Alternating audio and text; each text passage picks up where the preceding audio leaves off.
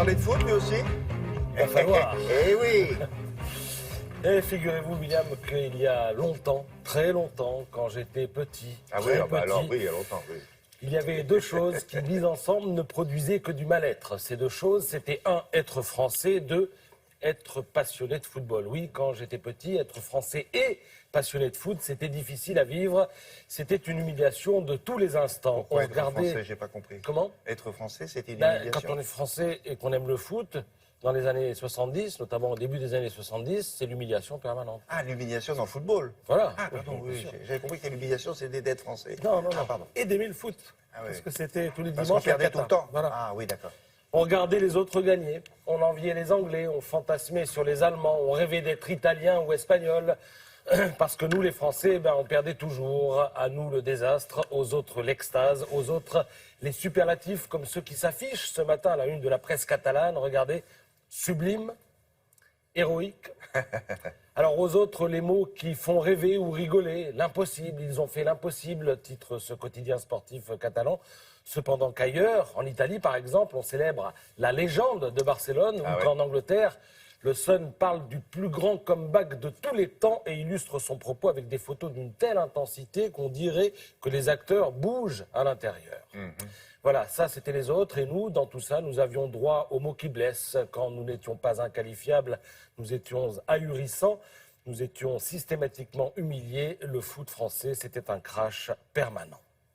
Et puis un jour, les Verts de Saint-Étienne, puis les Bleus de Platini et Hidalgo ont redonné quelques couleurs à notre football.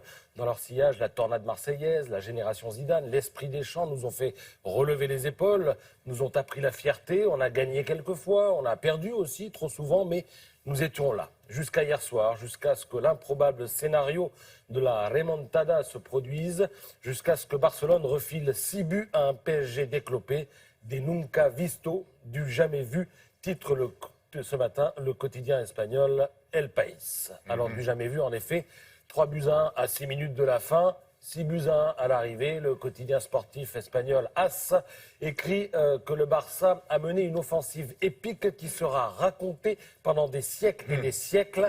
On a envie de rajouter Amen et de se signer devant le cadavre du PSG qui renvoie tous les passionnés de foot comme moi au tourment de leur enfance. Alors, puisqu'il est question de cadavres, voyons voir ce que dit le rapport d'autopsie dans l'équipe, qui peine à qualifier cette débandade, mais qui dispose, en la personne de Vincent Duluc, d'une plume capable de trouver les mots.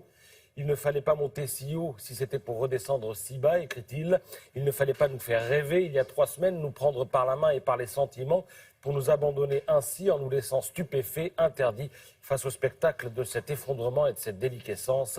Ce PSG-là a lâché tout le monde, il n'a été à la hauteur de rien et en dessous de tout. Et ils ont joué comment? Avec la peur au ventre? Ils sont arrivés avec la peur? Eh bien, vous allez avoir une petite explication tactique, justement, William. Alors, le reste est à l'avenant, hein. Paris est tragique, remplace le Paris est magique. Les notes attribuées aux joueurs sont épouvantables, 2 sur 10 pour la plupart. Cavani s'en sort avec un 4. Et puis, justement, comme il est toujours possible d'expliquer l'inexplicable, vous avez droit à ces 2 taches vertes dans l'équipe. Regardez, 2 terrains de foot qui montrent le positionnement d'Adrien Rabiot sur le terrain du match aller quand ils ont gagné 4-0 et hier soir quand ils se sont fait atomiser. Rabiot, c'est intéressant parce que c'est le milieu de terrain, l'homme qui fait le relais entre la défense et l'attaque. Regardez, à gauche, il a été très offensif au match aller et à droite, il a été, comme les autres, recroquevillés derrière. Ils étaient tous derrière avec la peur au ventre. Voilà pourquoi ils ont perdu.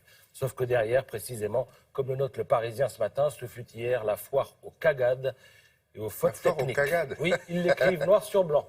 Voilà. C'est une cagade. Je vous laisse là-dessus. C'était mon entracte sportif en pleine actu politique. Non, mais je et ça sais, me fait vous penser que dans ce domaine aussi, peut-être, il y a de la remontada dans l'air, dans le monde politique. On aura l'occasion d'en reparler.